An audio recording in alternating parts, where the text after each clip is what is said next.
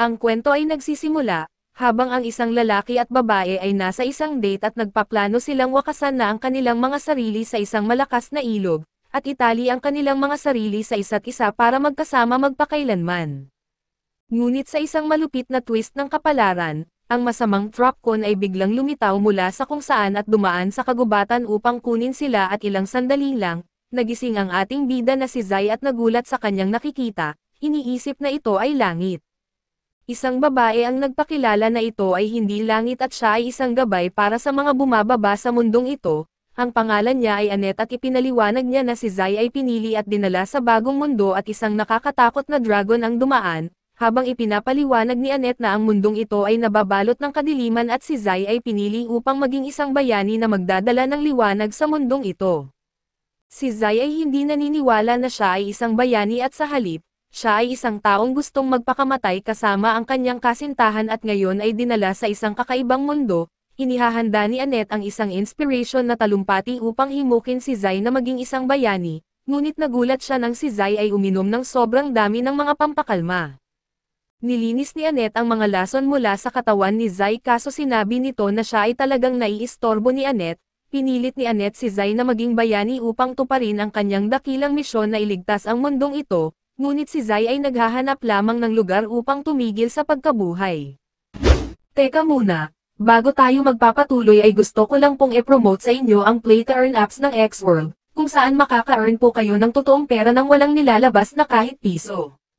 Nasa inyo na po ang pagpapasya kung gusto nyong subukan at kung ayaw po ninyo ay okay lang, at para doon sa gustong kumita habang nalilibang ay pwede po ninyong i-click ang link na nasa description at pin comment, at gamitin po ninyo ang gift cards code na ito at invitation free bonus code para magkaroon ng chance na makakuha ng malalaking bonus.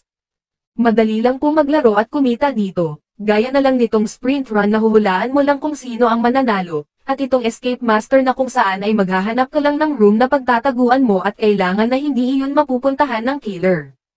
Mas dadami pa ang potential earnings mo dito, kung ang mga pet mo ay ina-upgrade mo gaya nito at ang kagandahan dito ay kapag kumita ka na at gusto mong ma-withdraw, ay kailangan mo lang i-click ang withdrawal at ilagay ang amount at piliin ang GCash, or kahit anong prefer mo na wallet. So ano pa ang hinihintay mo? Download na! Patuloy siya na kumakain ng kanyang mga pills. Ngunit pinapaalala ni Annette na siya ang napili at tinukoy ni Zai na hindi naman siya pumayag na mapili, kaso ipinaliwanag ni Annette na ang Tropcon ay talagang isang sasakyan ng ibang mundo. Sa dami ng mga tao sa dating mundo ni Zai na nabubuhay na hindi nasisiyahan, tanging ang mga tinamaan ng Tropcon ang may pagkakataong magumpisa ng bagong buhay sa mundong ito. Ito ay isang serbisyo ng paglilipat ng mundo na ibinibigay ng kanilang mundo. Ang matamaan ng Tropcon ay nangangahulugang siya ay hindi masaya sa kanyang buhay kaya siya ay binigyan ng pagkakataon sa mundong ito. Nagtapos si Zai sa pag-inom ng mas maraming pills at galit na tinukoy na ang stupid Trop ang humadlang sa pinakamasayang sandali ng kanyang buhay, ang kanyang pagpapakamatay. Tinukoy niya na wala silang karapatang magpasya kung sino ang hindi masaya, ngunit mula sa kanyang pananaw, siya ay nailigtas mula sa isang buhay na hindi masaya kaya't tatapusin na niya ito. Sa huli ay napagpasyahan ni Annette na ang kanyang mga reklamo ay hindi mahalaga, dahil sa tiyak na magbabago ang isip ni Zai kapag nakita niya ang kanyang mga stats at walang exception, bawat tao na dinala sa kanyang mundo ay binigyan ng kakayahang magkaroon ng superhuman na kapangyarihan. Subalit nagulat siya nang malaman na si Zai ay napakahina at di lang siya na may isa lamang na hit point, kundi siya rin ay may lason pa rin kahit na tinanggal na ni Annette ang mga lason sa kanyang katawan. Ayaw maniwala ni Annette na may tao na ganito kahina kaya't desperado niyang hinanap kung may espesyal na kasanayan o kakaibang kakayahan si Zai. Siya ay nabigla nang malaman na wala itong anumang espesyal at hindi pa siya nakakita ng ganitong kahina na ibang tao mula sa ibang mundo. Naging mukhang masama ang kanyang pakiramdam na si Zai ay paalis na, subalit pinigilan siya ni Annette at sa wakas ay sumang-ayon na siya ay nadala sa mundong ito dahil sa isang pagkakamali at natukoy niya na hindi siya makakasurvive sa mundong ito at nagulat siya nang si Zai ay biglang nagpakita ng kumpiyansa. Sinabi na ang sinabi ni Annette ay mas kahawig ng kanyang tunay na buhay. Ipinaliwanag ni Zai na siya ay itinuturing na isang bigo kahit saang mundo siya naroroon.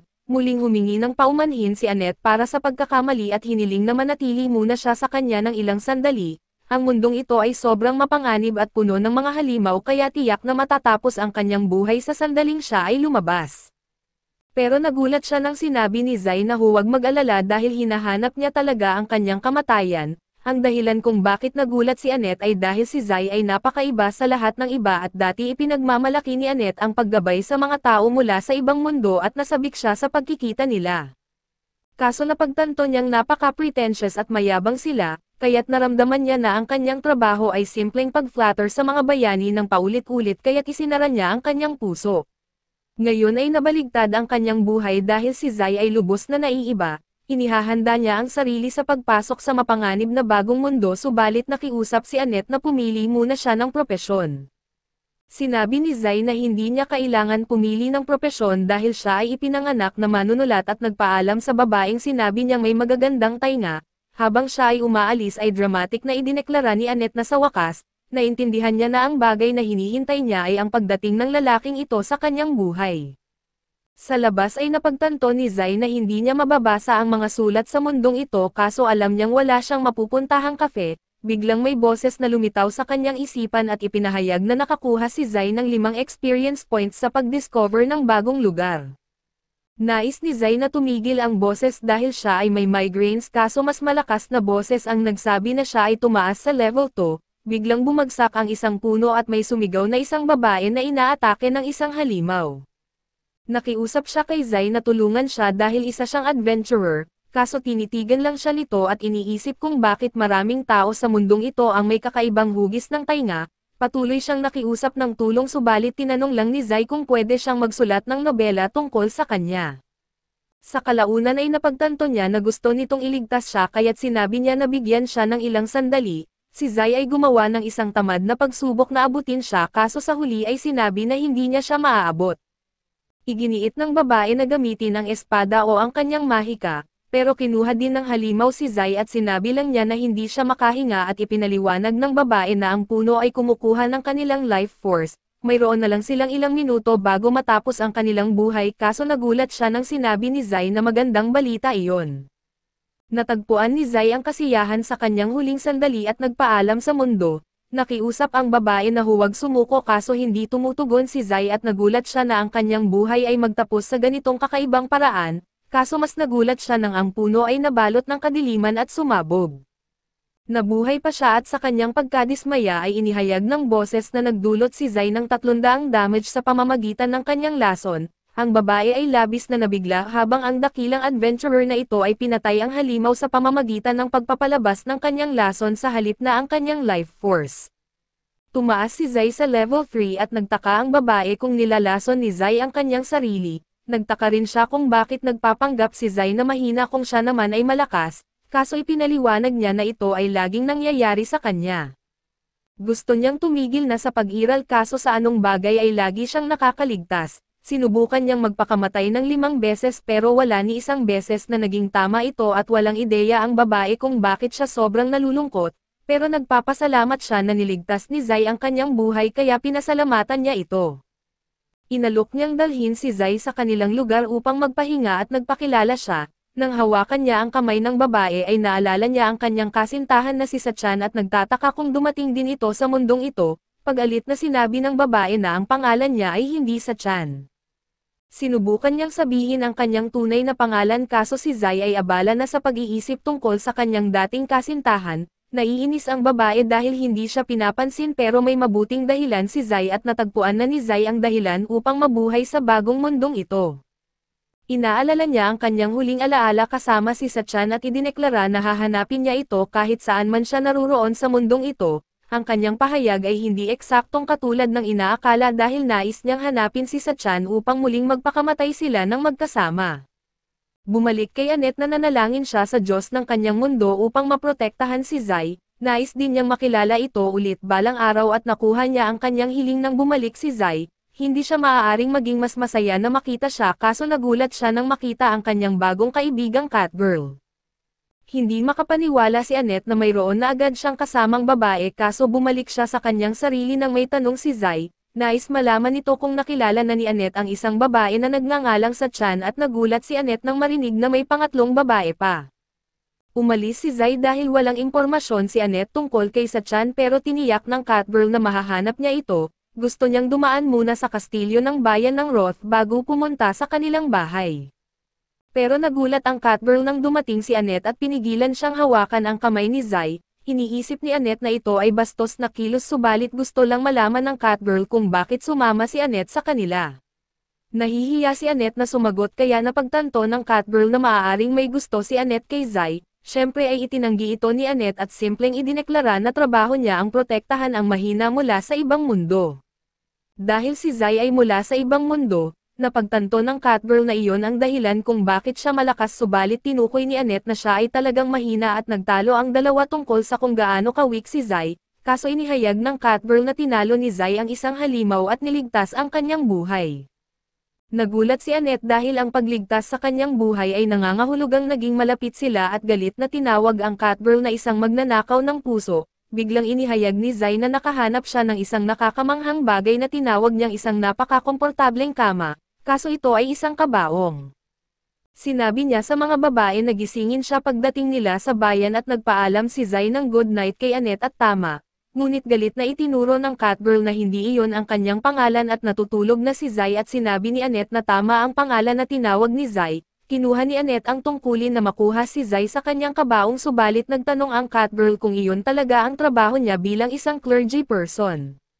Habang naglalakad sila ay napagod si Catgirl sa pagdala ng kabaong kaya hiningi niya sa lalaki na maglakad na lang gamit ang sarili niyang mga paa, pero walang tugon mula kay Zai kaya nagsimula siyang mag-alala na baka patay na ito. Sinuri ni Annette ang kanyang kalagayan at mukhang maayos naman si Zai kaya't malamang natutulog lang siya, malapit na rin naman sila sa kastilyo kaya hiningi ni Anna kay Catgirl na titiisin na lang ito ng kaunti pa, para hindi na nila kailangang gisingin si Zai. Samantala sa loob ng kabaong, tahimik na nananaginip si Sensei tungkol sa kanyang minamahal at kung nasaan man siya, tiyakin niyang mahahanap niya ito para mamatay silang magkasama at makalipas ang ilang sandali, narating nila ang bayan ng kastilyo ng Roth. Binuksan ni Anna at Catgirl ang kabaong para mapalabas si Zai, tumingin siya sa paligid ng bayan at nakumbinsi siyang hindi na siya nasa parehong mundo at bago sila gumawa ng anuman, sinabi ni Annette na dapat silang pumunta sa kastilyo at makikipagkita sa hari kaso naiwan nila ang kabaong sa gitna ng daan. Sa kastilyo ay masaya si Haring Thomas at ang kanyang anak na si Charlotte na makilala sila, dahil alam nilang pagod na pagod ang grupo mula sa mahabang paglalakbay, hinalok silang magpahinga muna sa mga silid ng kastilyo. Pero bago iyon ay nais marinig ng hari ang ilang magagandang karanasan ni Zai, kaso wala siyang maisip na maraming magagandang bagay pero nasiyahan siya sa kabaong, kaya't sinabi niya sa hari na tuturuan niya ito kung ano ang pakiramdam ng matulog sa kabaong. Sa labas ng konteksto, parang banta ang tunog nito pero mabilis na binago ni Anna ang usapan at pinuri si Charlotte sa kanyang kagandahan, binanggit ng hari na malapit ng ikasal si Charlotte kaya't humingi siya ng payo tungkol sa mga manliligaw ni Charlotte. Tinawag ni Thomas ang mga kalalakihan para ipakilala sila at nakilala natin si Gomez, isang mandirigma at si Adto na isang naglalakbay na minstrel ng pag-ibig at kamakailan lang, dahil sa impluensya ng Wrath of the Demon Lord ay lumaki ang aktibidad ng mga halimaw. Ngunit matanda na si Thomas upang harapin ang problema, kaya't napagpasyahan niyang isa sa dalawang ito ang magiging asawa ni Charlotte at magiging susunod na hari ng Roth. Ngunit hindi sang-ayon si Charlotte sa ideyang ito dahil hindi pa siya pumipili ng asawa. Kaya't iniaasa ni Thomas ang desisyon sa mga estrangherong kakilala pa lamang niya ng 10 minuto, gusto niyang malaman kung sino ang mas angkop na magpakasal kay Charlotte sa pagitan nina Gomez at Adto, pero nang lumabas ang tanong ay sinabi ni Zai na hindi niya pa nakikilala ang mga kalalakihang ito. Mahalaga ang kinabukasan ni Charlotte sa desisyong ito, kaya't iniisip niyang walang saysay na ipagkatiwala ito sa mga estranghero at kung ito ay isang bagay na gagawin ng hari nang hindi ginagamitan ng pag-iisip, hindi siya karapat-dapat maging hari. Nabigla ang hari at pagkatapos sabihin iyon ay umalis si Zai habang humihingi ng paumanhin sina Anna at Catgirl sa kanyang ginawa, sinubukan nilang ipaliwanag na si Zai ay mula sa ibang mundo kaya't minsan ay prangka siya, ngunit sinabi ng hari na ayos lang ito dahil hindi siya ang tipo ng tao na nagtatanim ng galit. Mukhang nagkaroon naman ng interes si Charlotte kay Zai, sa gabi habang natutulog ang lahat ay nagbabantay si Zai sa bintana at lumapit si Anna at tinanong kung nahihirapan siyang makatulog at sinabi niya na hindi siya talaga nakakatulog ng maayos. Gusto ni Anna na malaman ang higit pa tungkol kay Zai kaya't tinanong niya ito tungkol sa kanyang minamahal. Subalit napansin niyang may buntot na lumabas mula sa ilalim ng mga kumot ni Zai at nang tanggalin niya ang kumot, nakita niyang natutulog si Catgirl sa hita ni Zai at di niya papayagan ang ganitong klaseng kabastusan, maliban na lang kung siya ang natutulog kasama si Zai. Kaya't ginigising niya si Catgirl gamit ang isang unan at depensa ni Catgirl, malamig kasi at bilang isang pusa ay normal sa kanya ang kumapit sa mga tao para sa init. Habang nag-aaway sina Anna at Catgirl ay umalis si Zai ng silid dahil sa ingay. Habang naglalakad sa pasilyo ay napansin niyang may magandang liwanag, lumabas siya upang tingnan ang lawa at doon ay nakasabay niya si Charlotte at inimbitahan siya nito na manood sa lawa kasama niya dahil maganda ang gabi. Pumayag si Sensei at sinabing napakaganda ng tanawin at halos gusto niyang malunod sa lawa. Nagulat si Charlotte sa narinig at tinanong kung may mga problema si Zai na nagpapaisip sa kanya na lunurin ang sarili, pero sa nakikita niya ay mukhang mas maraming problema si Charlotte kaysa sa kanya.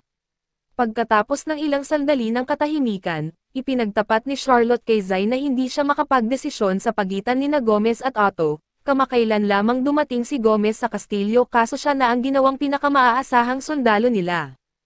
May tiwala ang kanyang ama sa lakas ni Gomez kaya't pakiramdam niya dapat niya itong piliin, pero si Otto ay kanyang kaibigang kababata at tuwing nalulungkot siya, palagi siyang sinusulatan nito ng kanta at tinutugtog para sumaya siya. Hindi niya alam kung pipiliin niya ang isang asawang mahal niya o ang pinakamalakas na magiging hari para sa kapakanan ng kanyang ama. Natawa ng bahagya si Zai at sinabing tunay na mabait si Charlotte para mag-alala ng ganito para sa kanyang ama. Hindi tulad niya na ilang beses nang sinubukan na tumigil sa buhay na laging nagpapahirap sa kanyang pamilya.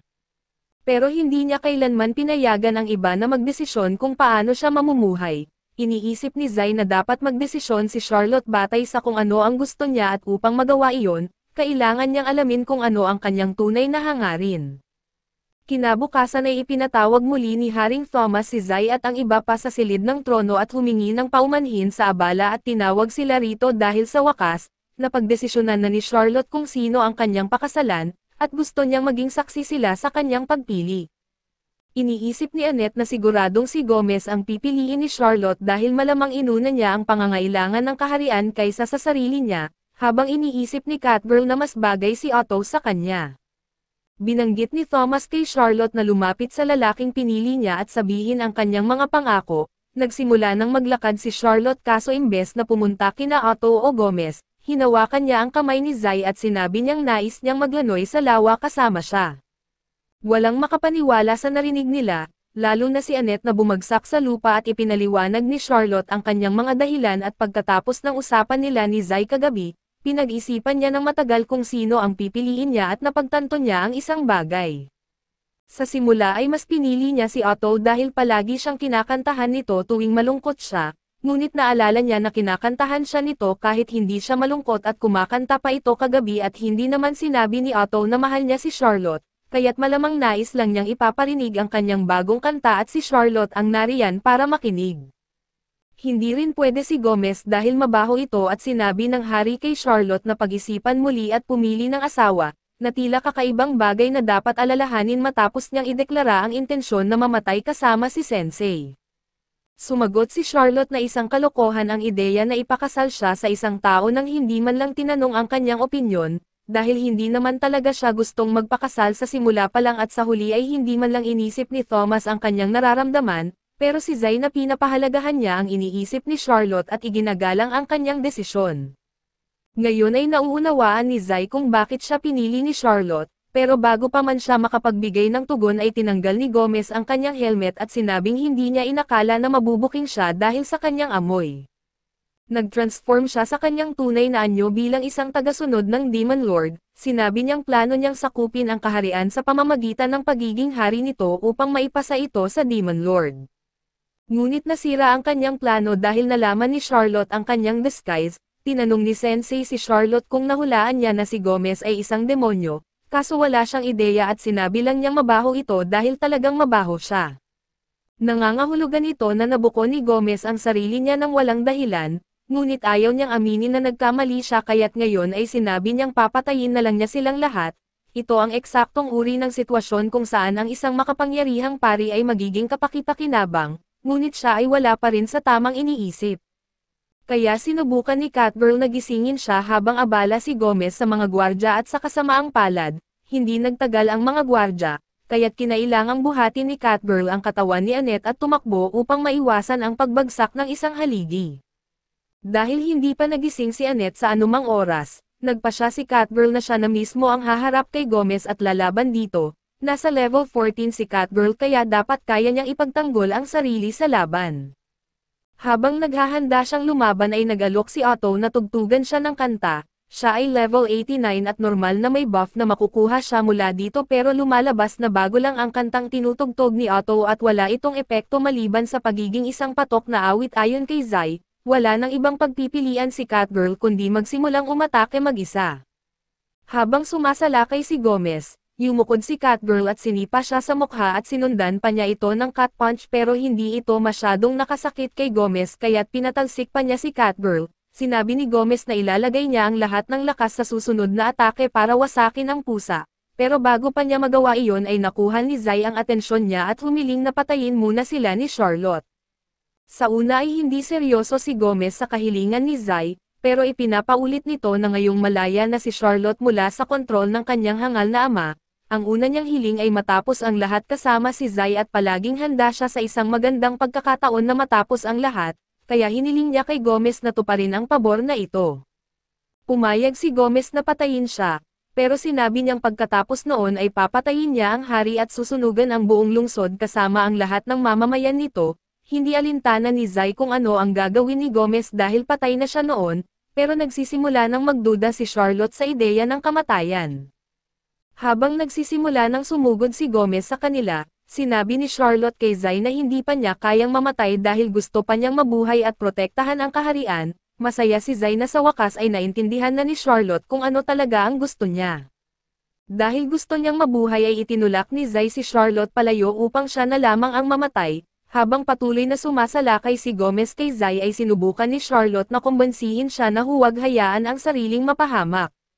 Sa kabutihang palad ay nagising na si Anna at ginamit ang kanyang kapangyarihan upang mag-cast ng Barrier of Light sa harap ni Zai at protektahan siya mula sa atake ni Gomez. Nangako si Anna na hindi niya hahayaang mamatay si Zai habang kasama niya ito. Habang sinusubukan ni Gomez na sirain ang shield ni Anna, nawasak ang mga sungay niya sa proseso at dahil dito, nagkaroon ng pagkakataon si Catgirl na magbigay ng matinding atake kay Gomez na nagpalipad sa kanya sa pader ng kastilyo at nahulog siya sa lawa. Parehong nabunutin ng tinik sina Catgirl at Annette dahil sa pagkakaligtas nila at dahil malaki ang naitulong ni Annette sa laban, naramdaman ni Catgirl na kailangan niyang pasalamatan si Annette na nagpasalamat din kay Catgirl, at mas maganda na ngayon ang kanilang samahan. Samantala, si Otto ay patuloy lang sa pagtugtog ng kanyang kanta na tila walang pakialam sa nangyayari at maraming iniisip si Charlotte pagkatapos ng nangyari. Pero bigla siyang nilapitan ng kanyang ama na humihingi ng tawad dahil hindi niya inisip ang nararamdaman ni Charlotte noon. Tama si Zai nang sabihin niyang hindi karapat-dapat si Thomas na maging hari at ngayon napagtanto ni Thomas na hindi rin siya karapat-dapat maging ama ni Charlotte. Seryoso niyang tinanong si Charlotte kung kaya niyang patawarin siya.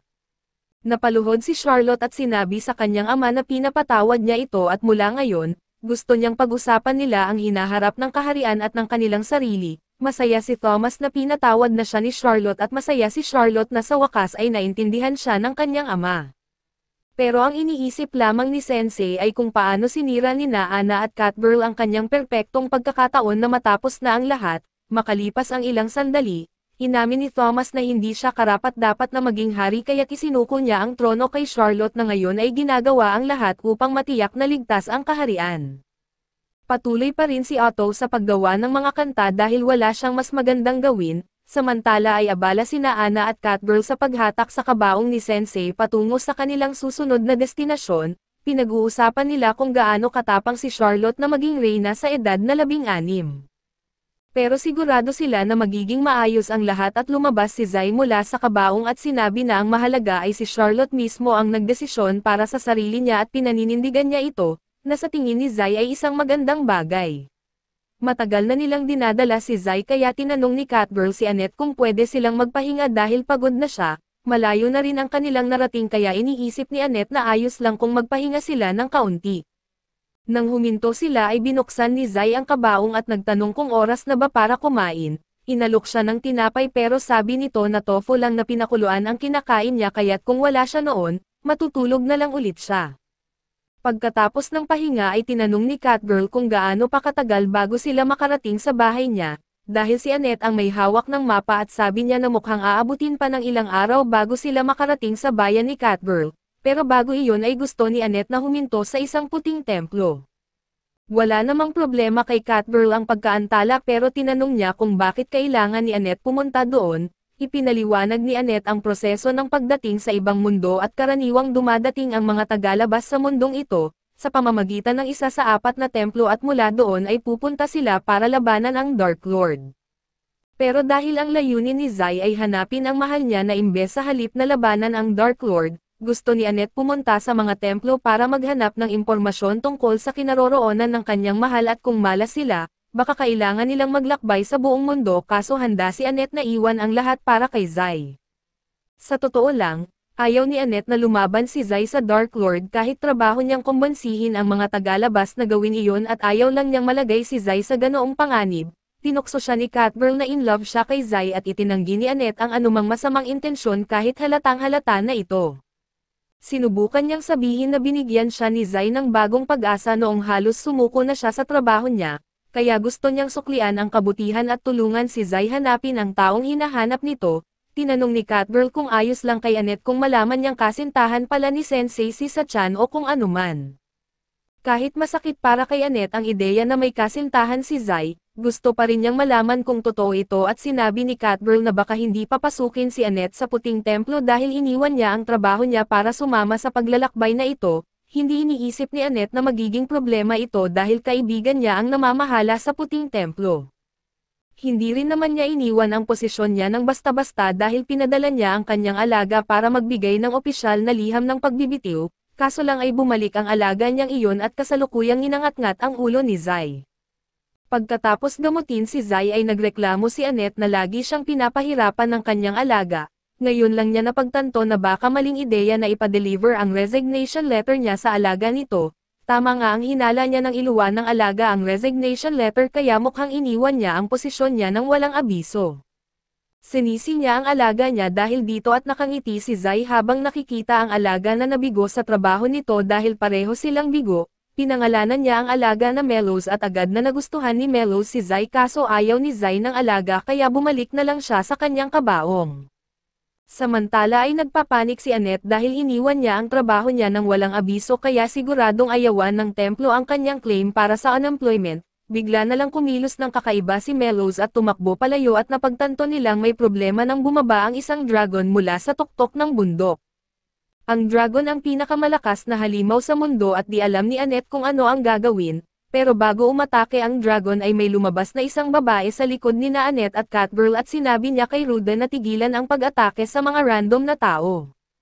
Lumapit ang babae sa dragon at hinahaplos ito kaya nagulat sina Annette at Catgirl dahil hindi pa sila nakarinig ng sinuman na nakapagsupil ng dragon. Tinanong nila kung sino ang babae. Pero tumalikod ito at sinabi sa kanila na maraming halimaw sa lugar kaya't dapat na silang umalis bago sila masaktan. Sa katunayan ay parang patay na ang isa sa kanilang mga kasama at nagpaumanhin si Annette sa kalituhan at nilinaw na buhay pa si Zai, isang kakaibang taga-ibang mundo kaya gusto niya matulog sa kabaong at nang marinig ng babae na si Zai ay isang taga-ibang mundo ay nagbago ang kanyang asal. Tinanggal niya ang kanyang balabal at ipinakita na siya ay isang dragon girl at sinabi niyang papatayin niya ang lahat ng taga-ibang mundo. Napakalakas ng enerhiya mula sa kanyang katawan kaya nang magbitaw siya ng blast, bahagya lamang itong napigilan ni Annette gamit ang kanyang kalasag. Ngunit hindi sapat ang lakas ng kalasag kaya napinsala pa rin sila ng malaki, nakahandusay sila sa sahig at napagtanto nilang mas malakas ang dragon girl kaysa sa kanila, pero determinadong protektahan nila si Sensei kahit ano paman. Tumayo silang muli para lumaban, pero nawalan na ng pasensya ang Dragon Girl sa kanilang pakikialam kaya ginamit niya ang kanyang malakas na presyon upang ibagsak sila sa lupa. Habang hindi sila makagalaw ay nakita ni Annette ang marka sa leeg ng Dragon Girl na kilala niya bilang tanda ng Dark Lord. Bago patayin ng Dark Lord sina Annette at Catgirl, bumangon si Zai at sinabing walang dahilan para maging marahas sa iba at sinabi niyang siya ang target ng galit ng Dragon Girl dahil isa siyang taga-ibang mundo, kaya pwede niyang gawin ang gusto niya kay Zai. Dahil dito ay umayon ang Dark Lord na iwan ang iba at sinaksak niya ang dibdib ni Zai. Nang bumagsak siya sa lupa ay ipinakilala ng Dark Lord ang sarili niya bilang si Waldelia at sinabing magpahinga na si Zai sa kapayapaan, pero bago siya umalis ay bumangon muli si Zai at nagsimulang tumawa dahil tinuhog siya nito. Alam niyang puno ng pagkagalit ang puso ng babae dahil minsan niyang naranasan iyon at gusto rin niyang manakit noon, nagsulat pa siya ng banta noon kaya alam niya ang pakiramdam ng napupuno ng galit at natakot si Waldelia habang lumalapit si Zai at hinawakan ang kanyang pisngi. Sinabi niya na gusto niyang marinig ang kwento ng babae, pero hindi madaling madala si Waldelia sa kanyang mga salita kaya tinawag niya si Ryuka para umalis na sila bago siya mahulog sa mga salita nito. Pagkaalis ni Waldelia ay muling bumagsak si Zai dahil may butas pa rin ang kanyang dibdib. Pero nandyan pa rin si Melos kaya ginawa niyang kapakipakinabang ang sarili at dinala silang lahat papunta sa templo. Nang makita ang kalagayan ni Annette ay nagmamadali siyang suriin ito pero sinabi ni Annette na unahin niyang alagaan si Zai, dahil mas masama ang kanyang kalagayan. Nakita niya na malala ang kalagayan ni Zai kaya tinawag niya ang lahat ng available na potion at pari para tulungan siyang gumaling. Kinabukasan ay bumalik na sa normal ang kalusugan ni Zai pero ayaw niya iyon kaya ang una niyang ginawa ay bumili ng bote ng lason para inumin. Habang ginagawa niya ito ay nagpasalamat si Annette sa kanya sa lahat ng tulong at sinabing babayaran niya ang utang na loob balang araw. Sa ngayon ay tinanong ni Annette kung nakita na niya ang isang taga-ibang mundo na nagngangalang sa tiyan, pero hindi pa niya ito naririnig kaya inisip niya na baka tinawag siya sa ibang templo. Mas mahalaga ay tinanong niya si Annette kung bakit bigla siyang naglalakbay kasama ang isang taga-ibang mundo. Nagulat siya nang marinig na iniwan ni Annette ang trabaho niya kaso medyo nakaramdam siya ng ginhawa dahil alam niyang masyadong mabait si Annette para sa ganitong uri ng trabaho. Gayunpaman ay hindi niya suportado ang desisyon ni Annette na maglakbay kasama ang isang taga-ibang mundo dahil alam niya mula sa karanasan na karamihan sa kanila ay masama. Binigyan sila ng mga banal na regalo para talunin ang Dark Lord subalit ginagamit nila ang mga ito sa mga walang kwentang bagay tulad ng pagsisimula ng isang palpak na rap career. May isang kalokohan na tinatawag na Kotero na binigyan ng kapangyarihang sirain ang ekonomiya sa pamamagitan ng mass producing ng mga gintong barya, hinalok niya ang mga babae ng kahit anong gusto nila kapalit ng kasiyahan, pero ibinalik ni isa ang ginto sa mukha niya at sinabihang umalis dahil seryoso ang usapan nila. Nakakainis si Kotero kaso pinatunayan niya ang punto ni isa na hindi mabuti ang mga taga-ibang mundo. Sinubukan na ipaliwanag ni Annette na hindi katulad ng iba si Zai pero hindi naniniwala si isa dahil ang mukha ni Sensei ay parang masama. Binalaan ni isa si Annette na masisira siya sa pagiging malapit kay Zai, pero iniisip ni Annette na hindi masamang impluwensya si Zai dahil sigurado siyang nagbago siya para sa mas mabuti simula nang makilala niya ito. Kaso ang argumento ni Annette na mabuting impluwensya si Zai ay hindi kapanipaniwala nang lumapit ito sa kanya at humingi ng pera para bumili ng droga at masaya siyang binigyan ito ng pera. Iniisip ni isa na baka huli na para kay Annette dahil sobrang attached na siya kay Zai. Nais malaman niya kung anong regalo ang mayroon si Zai, pero nagulat siya nang sabihin ni Anna na walang regalo ito at sa kabila ng walang regalo na kapangyarihan, inilagay pa rin ni Zai ang sarili niya sa panganib para protektahan siya at si Catgirl mula sa Dark Lord. Nagulat si isa dahil ang madilim na Panginoon ay naiulat na napatay na 7 araw na ang nakalipas ng ilang mga taga-ibang mundo. Nakita natin ang trono na may dugo ng dating madilim na Panginoon at ang taga-ibang mundo na pumatay sa kanya na nakaupo dito at mula sa malayo. Pinanood ito ni Waldia na nangangakong ipaghiganti ang pagkamatay ng kanyang ama. Ilang sandali ang nakalipas. Nakipagkita si Annette kay Catgirl at ipinaalam sa kanya ang balita na ang madilim na Panginoon ay napatay na 7 araw na ang nakalipas. Natanggap ni isa ang balita mula sa simbahan kahapon at ito ay magandang balita dahil nangangahulugan ito ng kapayapaan sa Zaberberg. Pero kung totoong ang patay na ang madilim na Panginoon, sino ang nagpakana ng pagpatay kay Zai kanina at hindi alam ni Annette ang sagot sa tanong na iyon at ngayon ay naisip ni Catgirl na dumating si Zai 7 araw na ang nakalipas. Kung napatay na ang madilim na Panginoon noon ay bakit pa siya tinawag sa mundong ito? Bigla na lang pinunit ni Zai ang kanyang mga papel at bumagsak sa sahig. Tinanong ni Catgirl kung anong problema niya at ipinaliwanag ni Zai na sinusubukan niyang isulat ang mga pangyayari simula nang dumating siya sa mundong ito, pero nahihirapan siyang makahanap ng mga salita. Tinanong ni Annette kung isinulat ba niya ang tungkol sa kanya pero sabi ni Zai na wala siyang isinulat tungkol kay Annette. sa halip ay nagkaroon siya ng inspirasyon matapos makilala si Wild Elia kaya gusto niyang maranasan ulit ang ganoong uri ng pagkamalikhain. Binanggit ni Catgirl na hindi siya gagawa ng anumang mapanganib kasama ni Zai, iminungkahi ni Annette na lumabas sila ng bayan para mag-relax at habang iniisip ang kanilang hinaharap, may ilang bagay na gusto niyang bilhin para kay Zai. Pagdating sa bayan ay bumili si Annette ng isang malaking set ng mabigat na armor para masigurado na hindi mamamatay si Zai, di naman alintana ni Zai dahil ang sikip na pakiramdam nito ay parang kabaong niya at sigurado na ang kaligtasan ni Sensei. Nagpatuloy sina Annette at Catgirl sa pamimili kaya binanggit ni Annette kay Sensei na huwag umalis habang wala sila. Maya-maya ay naglalakad si isa sa bayan nang makita niya ang ilang mga bata na nagtipon-tipon sa paligid ng suit ng armor at nagulat siyang makita si Zai na nakaupo sa loob nito, hindi na iniintindi kung bakit nasa loob ng malaking armor si Zai at iginiit ni isa na may gusto siyang pag-usapan kay Sensei. Sinabi niya na mula ngayon, si Annette ay mananatili na sa kanya dahil naniniwala siyang ang pagstay kay Zai ay magdudulot ng kalungkutan sa kanya. Ipinaliwanag niya kay Zai na buwagin na ang kanyang grupo kay Annette pero ngumiti lang si Zai at sinabing si Annette lamang ang makakapagpasya kung gusto niyang manatili o hindi. Hindi ito pwedeng pagdesisyonan ni isa para sa kanya at bukod dito, paano masiguro ni isa na magdudulot ng kalungkutan si Zai kay Annette kung wala siyang alam tungkol dito kundi ang pagiging taga-ibang mundo. Bigla na lang narinig ni isa ang isang hindi magandang tunog at nang tingnan niya ay nakita niya si Kotaro na ipinakikilala ang isang bagong taga-ibang mundo at ito ay si Suzuki. Sinabi ni Suzuki sa karamihan na sa wakas ay napatay na ang madilim na Panginoon, kaya nagsimula silang magdiwang para sa mga taga-ibang mundo na nagbigay sa kanila ng kalayaan mula sa Dark Lord. Tiniyak ni Suzuki ang mga tao na hindi ito ganap na kalayaan kundi parang may bagong namamahala. Ipinahayag niya na mula ngayon ang mundong ito ay pamumunuan ng mga taga-ibang mundo at si Suzuki ang mamamahala sa bayan na ito, kaya't inutos niya na lahat ng tao ay luluhod sa kanya at nakita ni Kotaro si Annette at sinabi na isa siya sa mga elf na nagtapon ng mga barya sa kanyang mukha, kaya't tumayo si Suzuki at sumigaw kay Annette dahil sa kanyang kapangahasan na sinaktan ang isang taga-ibang mundo at sinabing tiyakin niyang hindi na ito mauulit. Ginagamit ni Suzuki ang kanyang espesyal na kapangyarihan para gawing alagang hayop ang isang nilalang at dahil dito, nagbabago ang ilang parte ng katawan ni Annette at ang kanyang mga mata ay nagiging itim. Gumamit naman si Kotaro ng rap song para kutsain kung gaano kadali umipekto ang spell kay Annette dahil sa kanyang pagiging inosente. Nakita ito ng Catgirl at sinubukan na pigilan si Kotaro, ngunit ginamit din ni Suzuki ang kanyang kapangyarihan kay Catgirl at naging alipin din ito sa kanya tulad ni Annette. Pagkatapos ipakita ang kanyang mga kakayahan, ipinahayag ni Suzuki na walang makakatakas sa kanyang kapangyarihan kaso biglang dumating si isa at sinabi kay Suzuki na mali ang paggamit niya ng kanyang kapangyarihan.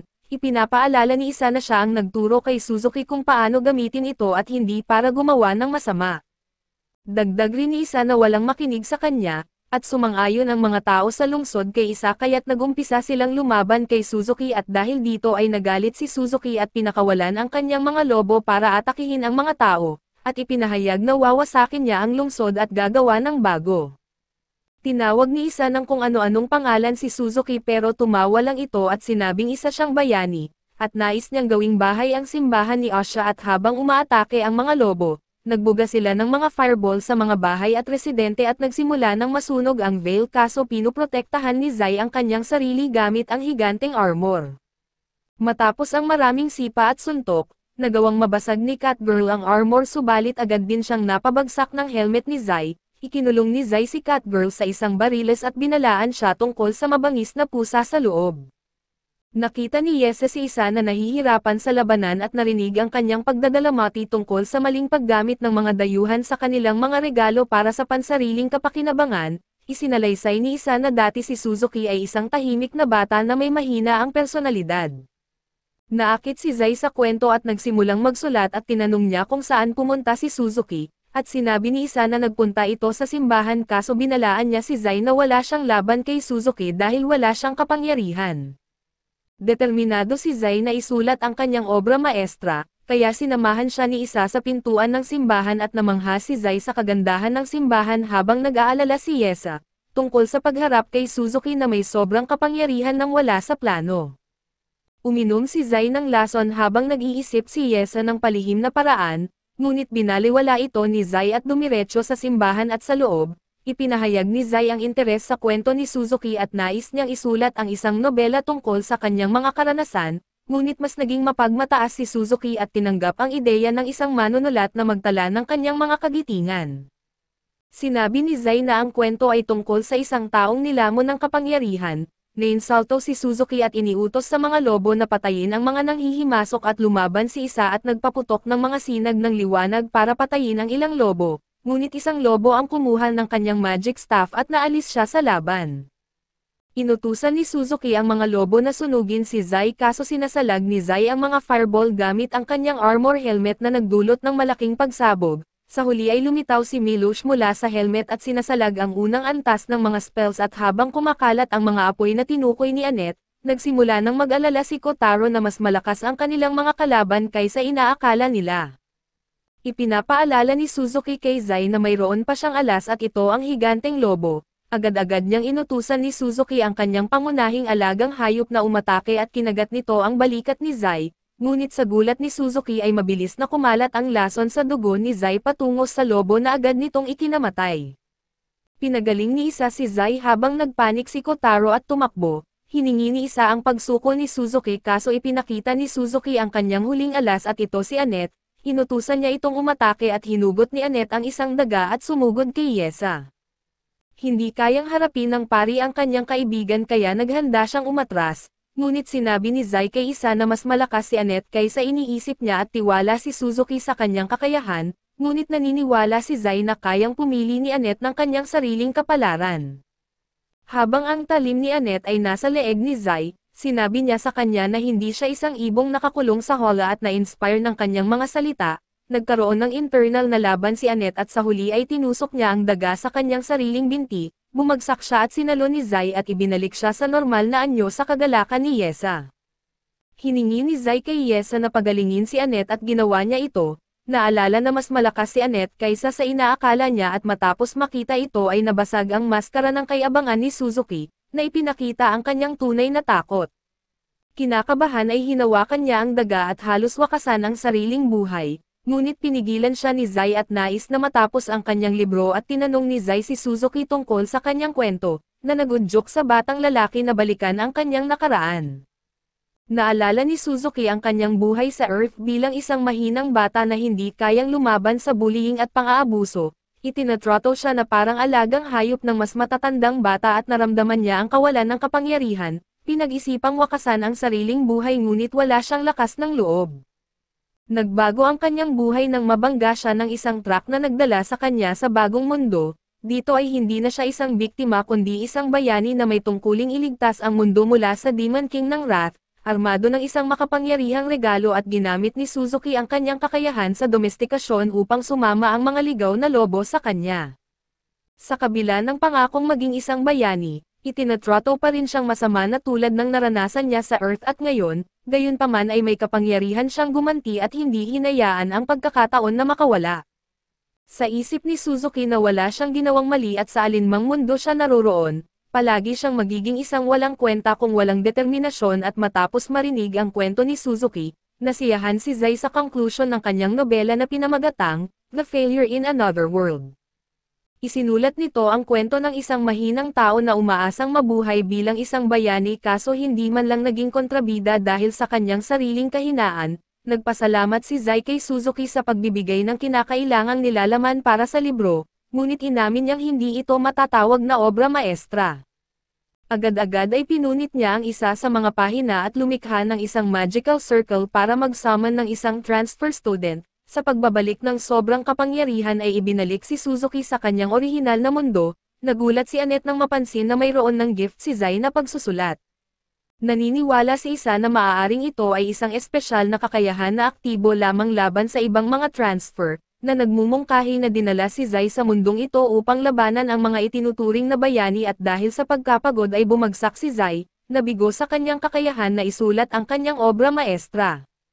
Nagtanong siya kung kailan darating ang taong mag-i-inspire sa kanya na lumikha ng kanyang obra maestra, ngunit alam niyang hindi pa iyon dumating at sa kabila ng pagpapabalik kay Suzuki sa Earth, nagtanong si Zai kung ano na ang nangyari dito at sa ibang lugar ang mga lobong dating tamed ni Suzuki ay ngayon malaya na, habang si Catgirl ay lumabas mula sa barilas na litong-lito. Samantala ay binigyan ni isa si Zai ng pinakahihintay niyang bagong kabaong na may mahusay na pagkagawa at gintong detalye. Nakipag-usap si isa kay Annette tungkol sa posibleng mahalagang papel ni Zai sa mundong ito at na ang kanyang paglalakbay ay magiging mahirap at masakit. Bago umalis si Zai ay tinanong ni isa kung naging ganito si Suzuki dahil nagkaroon siya ng higit na kapangyarihan kaysa nararapat sa kanya. Hindi sigurado si Zai kung iyon ang pangunahing dahilan kaso natatakot si Yesa na babalik si Suzuki sa isang miserable na buhay sa kanyang orihinal na mundo.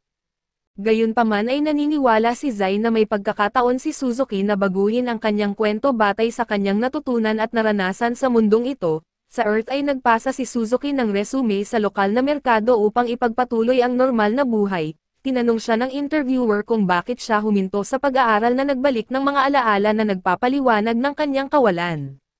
Napansin ng interviewer ang kanyang anxiety at naintindihan na ito'y isang sensitibo na paksa at kaya't binigyan siya ng pagkakataon na magsimula ng trabaho kinabukasan. Habang palabas ng merkado ay naramdaman ni Suzuki ang lamig ng nyebe at ang simoy ng hangin. Inuunat niya ang kanyang mga kamay upang pahalagahan ang pagkatunaw ng mga snowflake sa kanyang balat.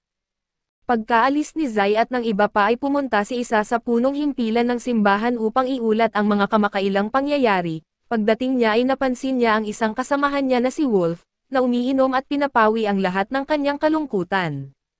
Nabigla siya na umiinom ito ng maaga pa lamang kaso sabi ni Wolf, kailangan niya iyon dahil mas stressful ang trabaho niya kaysa kay isa at habang si Aisha ay nakikitungo sa ibang tao na katulad niya, si Wolf naman ay napipilitang makitungo sa mga duwende na mayroong masamang amoy.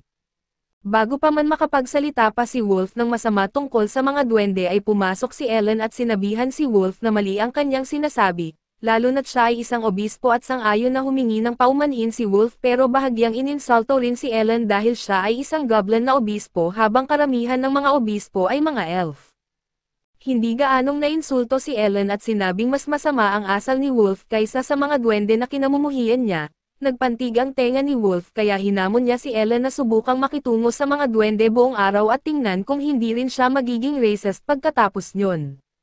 Bigla silang napatigil nang dumating si Cardinal Miller at sinabihan na tumigil sa pagtatalo at umupo para simulan ang pagpupulong. Humingi ng paumanhin si Miller sa pagtawag sa kanila ng biglaan at nais niyang simulan ang pagpupulong sa pamamagitan ng mga ulat mula sa bawat rehiyon. Napansin niyang may kulang, ngunit bago pa siya makapagsalita ay dumating ang isa pang obispo at bumagsak sa harap nila. Walang ideya ang lahat kung sino ang bagong dumating at kaya't ipinakilala siya ni Miller bilang bagong obispo ng Western Temple na pumalit kay Annette. Naupo silang lahat at sinimulan ng mga obispo ang kanilang ulat at simula kay Ara. Ipinakilala ni Ara ang sarili bilang kapalit ni Annette at iniulat na walang kapansin-pansing nangyari sa kanyang rehiyon. Binanggit ng kardinal na narinig niyang namana ni Prinsesa Charlotte ang trono kamakailan at tila mahalaga iyon, kaya humingi ng paumanhin si Ara sa hindi pagbanggit nito.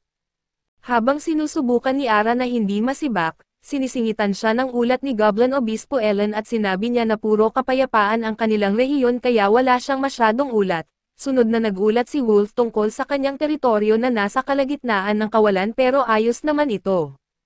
May mga minsang alitan sa pagitan ng mga duwende, pero normal na iyon kaya wala dapat ikabahala at sunod si Aisha at siya ay may masama na balita. Kamakailan lang ay isang dayuhan ang nagwala sa kanyang rehiyon at sinira ang kalahati ng bayan ng Ville, kasalukuyan niyang inaayos ang bayan upang maibalik ito sa normal. Dahil sa usapin ng mga dayuhan, tinawag ni Miller ang pagpupulong na ito at ayon sa kanya, isang linggo na ang nakalipas nang matalo ang madilim na Panginoon ng isang grupo ng mga dayuhan at dahil dito, nagdesisyon ang Papa na selyuhan ang mga magic circle na nagkokonekta sa mundong ito sa iba at inilagay si Tropcon sa walang katapusang bayad na live. Masaya si Elton na tapos na ang laban sa madilim na Panginoon pero may banta pa rin sa mundong ito. Ang 7 dayuhan na tumalo sa madilim na Panginoon ay inangkin ang lupain na minsang pinamumunuan ng madilim na Panginoon bilang kanilang sarili. Nakakatanggap ng deklarasyon mula sa 7 ito ang Papa na nagsasaad na gagawin nilang perpektong utopia ang Esberg. Tila ito'y isang deklarasyon ng digmaan at labis na nababahala ang Papa sa kanilang banta dahil ang mga dayuhan ay inaasahang mga anghel, na isinugo mula sa itaas upang iligtas ang mundong ito at tunay na mahalaga sila sa kanya. Gayunpaman, ngayon ay bumaliktad sila laban sa kanya at kailangan ng simbahan na maghanda sa paparating na panganib. kailangan din nilang alalahanin ang mga dayuhan na nagdudulot ng kaguluhan sa bawat rehiyon at ang anak ng madilim na Panginoon na nawawala mula sa kanyang kastilyo.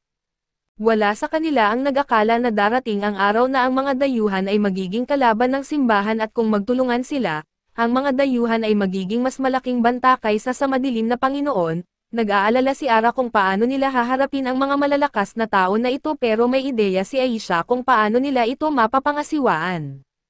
Ipinaalam niya sa iba na may isang partikular na dayuhan na nagamit ang kanyang kakayahan upang may pabalik ang isa pang dayuhan sa kanyang sariling mundo, nabigla ang iba sa balitang ito pero kung tama ang hinala ni isa, magagawa nilang may pabalik ang mga dayuhan sa kanilang sariling mga mundo gamit ang kakayahan ni Zai.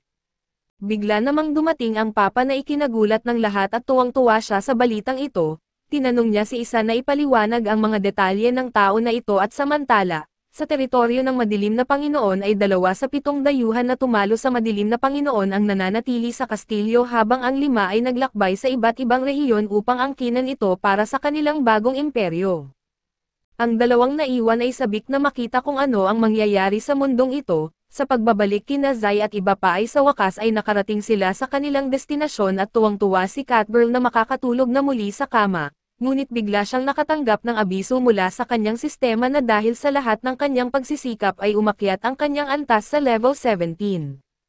Masaya siyang umakyat ang antas niya pero hindi siya masaya kung paano ito nangyari. Sa ngayon ay iniisip ni Ana na dapat silang magsimula sa paghahanap ng matutuluyan para sa gabi at biglang may narinig silang boses na nagsabi na may magandang tuluyan sa kalsada.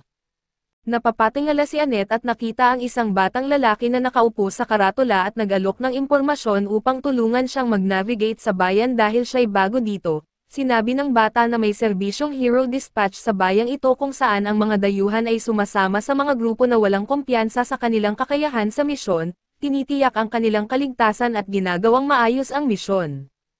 Sinabi ng bata na siya ang nakaisip ng ideya pero nang mabanggit niya ang mga dayuhan, naalala ni Catgirl ang ginawa ni Nakotaro at Suzuki kaya ayaw niyang makikisali rito at hindi maintindihan ng bata, kung bakit ayaw niya sa mga dayuhan dahil sila ang nagligtas sa mundong ito.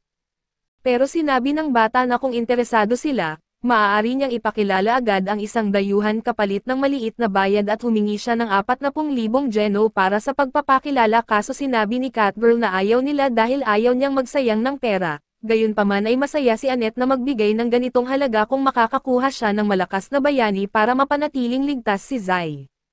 Akala ng bata na ang tinutukoy ni Annette ay pagbabantay sa kabaong kaya nagsimula siyang magbigay ng talumpati tungkol sa pagpapahalaga ng patay sa kanyang katawan. Biglang lumabas si Zai mula sa kabaong at sinabing hindi pa siya patay pero sana ay patay na siya.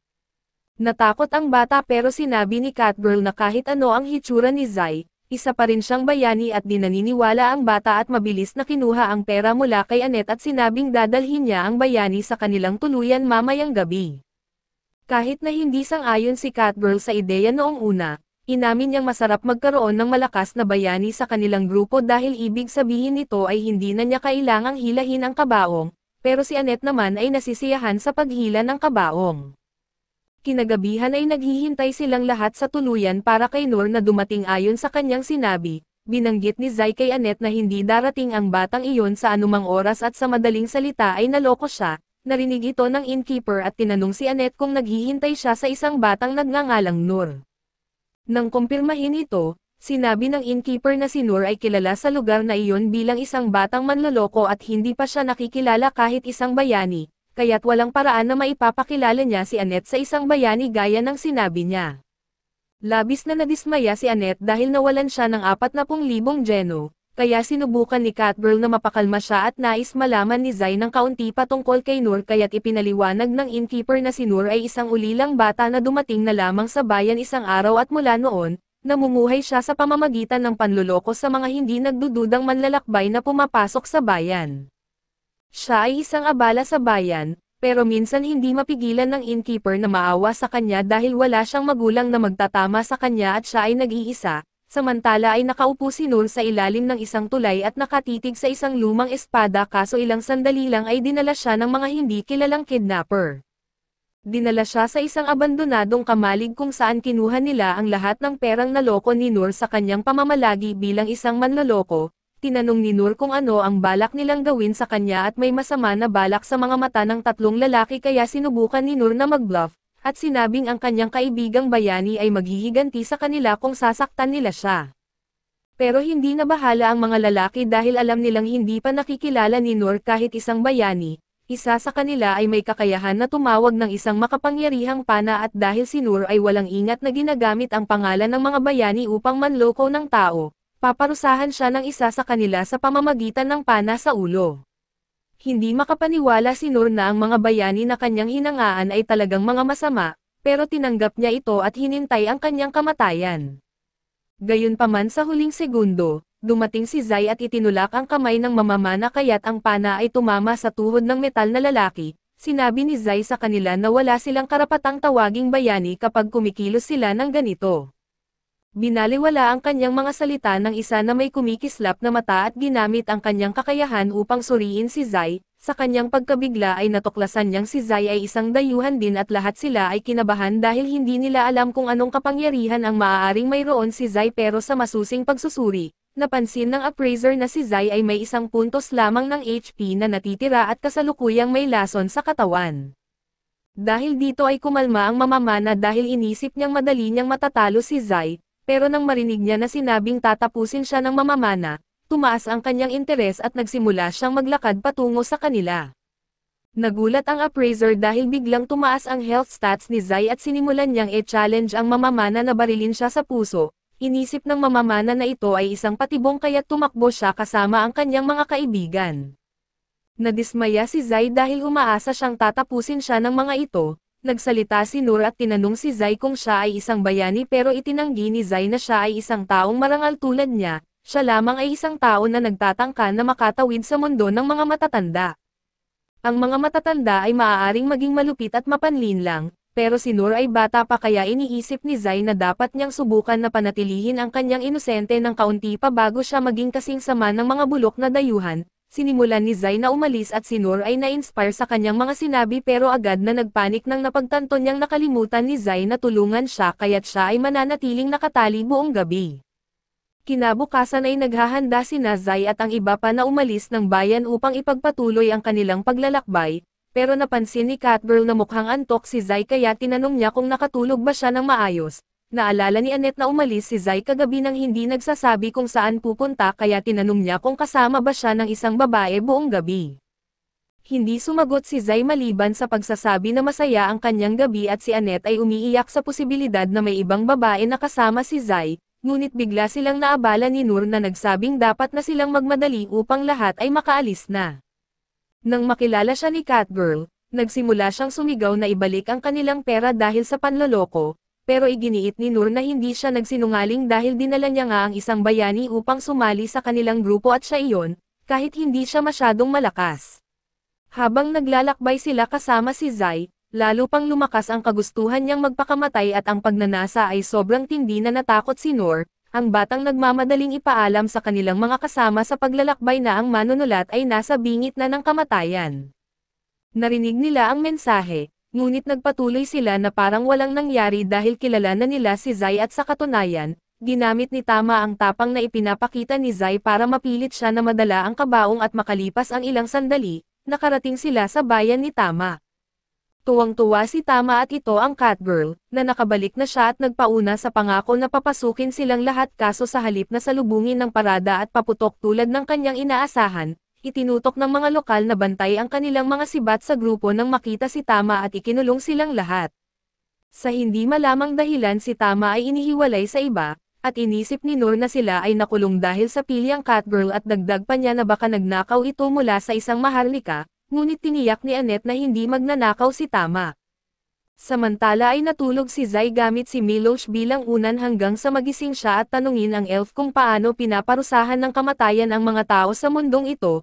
Tumanggi ang kleriko na sumagot dahil alam niyang pinapantasya ng lalaki ang pinakamagandang paraan ng pagsunog. Sa kabila nito ay alam ni Noor na kailangan nilang tumakas, kaya nagsimula siyang kumilos at sa ilang segundo ay nabuksan niya ang kandado. At mabilis na itinuro ni Annette na hindi ito kasanayan ng isang tapang na bayani. Sa kabilang banda, inilagay ni Zai ang kamay niya sa balikat ng bata at inasahan ni Noor na mabibigyan siya ng malaking papuri mula sa nalumbay na manunulat, ngunit sa halip ay tinanong siya kung bakit siya sumali sa gulo na ito at sa kasawiang palad ng ilan at sa swerte ng iba. Napansin ng mga bantay ang kaguluhan sa selda at muling iginapos ang mga preso. Sa pagkakataong ito, tinanong ni Zai kung magkakaroon ba ng call na pagbitay na ikinatakot ng isa sa mga sundalo. Di nagtagal ay dinala sila sa harap ni Haring Siberian ng kaharian ng Grun at kasama ang kanyang ministro na si Briard, inakusahan ang mga dayuhan ng malubhang krimen na ang parusa ay bitay. Ayon kay Siberian ay kinidnap daw ng mga ito ang prinsesa ng kaharian na si Matilda. Biglang pumasok si Matilda sa silid ng trono at sinabing hindi siya kinidnap at naglakbay siya sa iba't ibang bansa, upang subukan at paunlarin ang kanyang mga kasanayan sa martial arts at nakilala ang mga tao sa daan.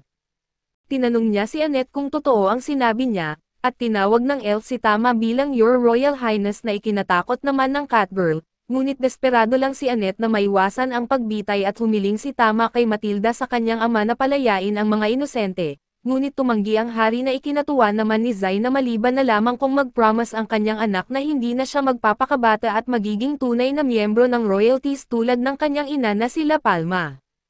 Naisip ng prinsesa na magpakatampo, ngunit tiningnan niya ang kalagayan ng kanyang mga kaibigan at sumuko, nangangakong iibahin ang kanyang ugali at ibig sabihin nito ay hindi na siya maaaring maglakbay ng walang ingat, kaya't ito na ang pamamaalam. Pagkatapos ay iniwan ni Matilda ang silid ng trono at pinalaya ang mga bilanggo, pagkatapos nito ay pumunta ang grupo sa isang inuman upang kumain matapos ang ilang oras sa kulungan, ipinakita ni Noor na hindi siya madaldal pagdating sa pagsisinungaling habang nilalamon niya ang karne na tila wala ng kinabukasan.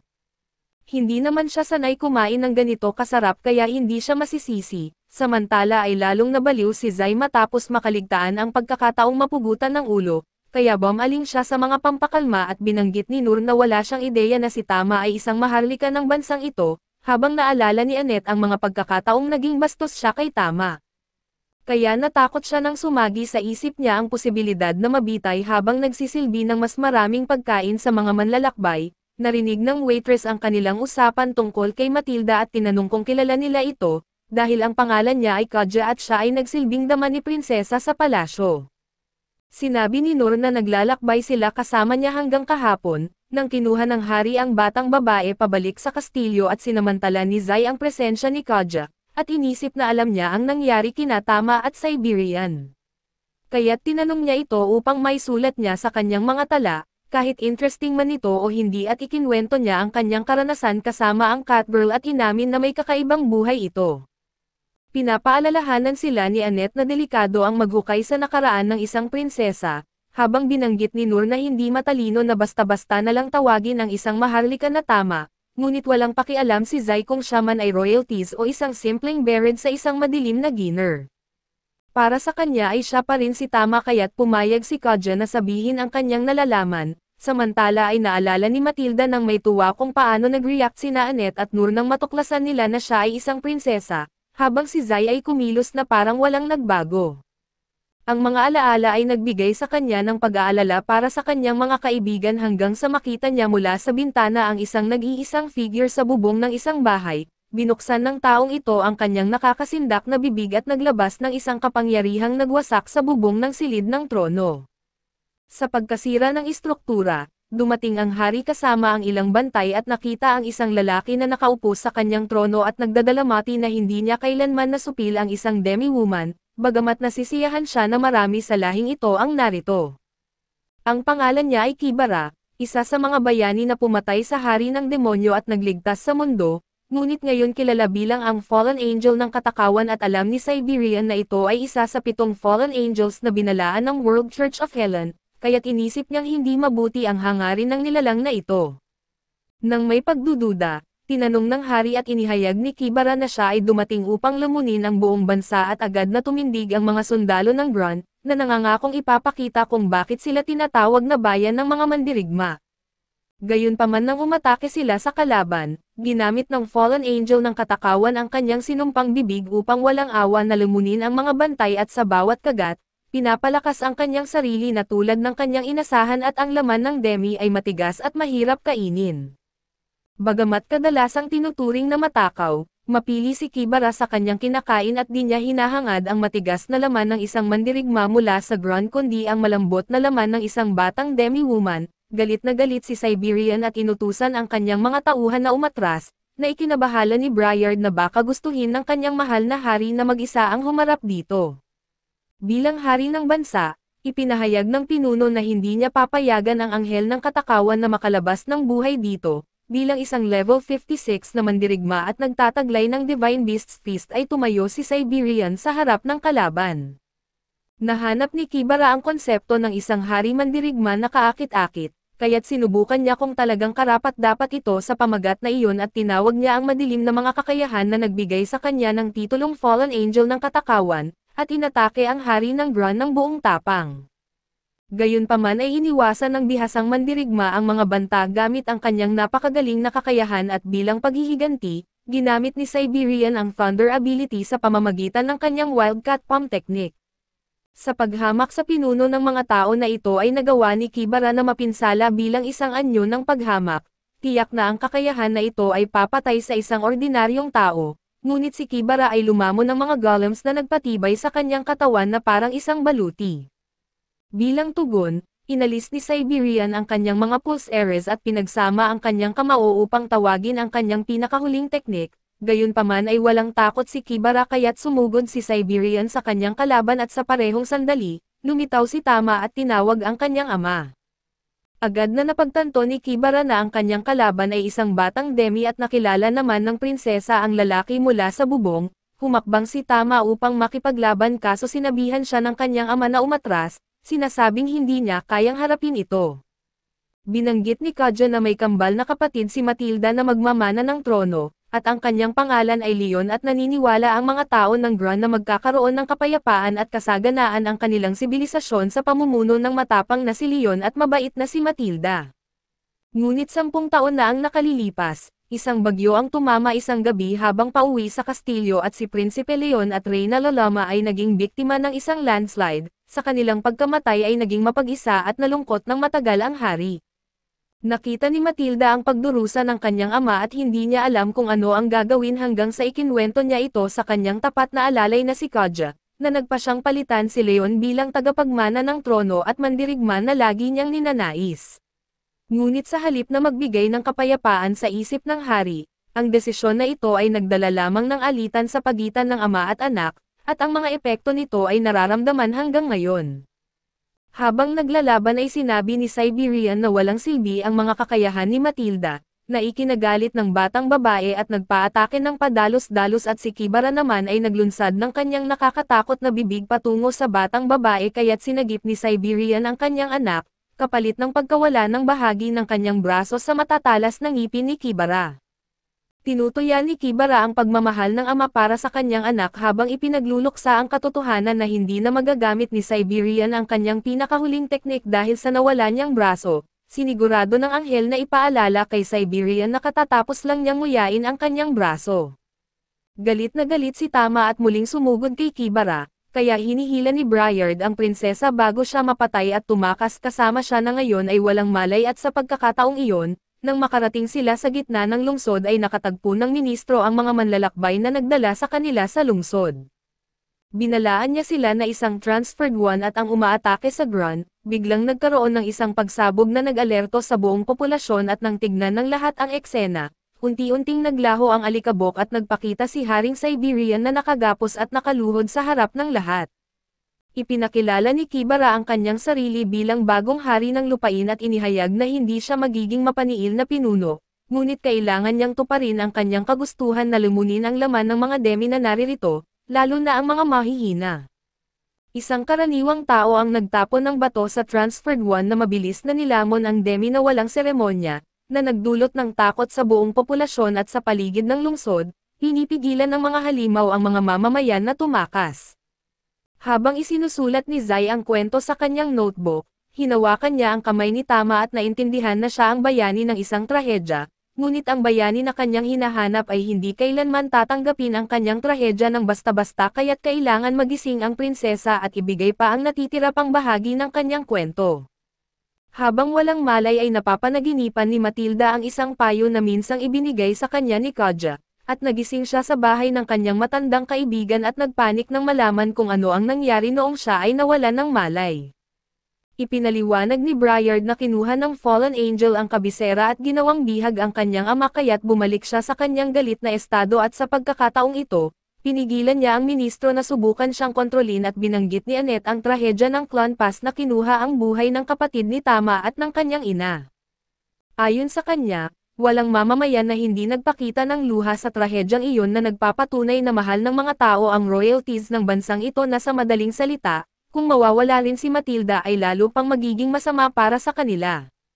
Dahil dito ay nais ng kleriko na huwag nang makikisali pa si Matilda sa laban, lalo na't alam ni Annette ang isang lihim kasama si Zai na may kinalaman sa pagbabalik ng mga ni-summon sa kanilang pinanggalingan, nauunawaan ni Matilda ang sitwasyon at hinayaan ang kanyang mga kaibigan na magpatuloy.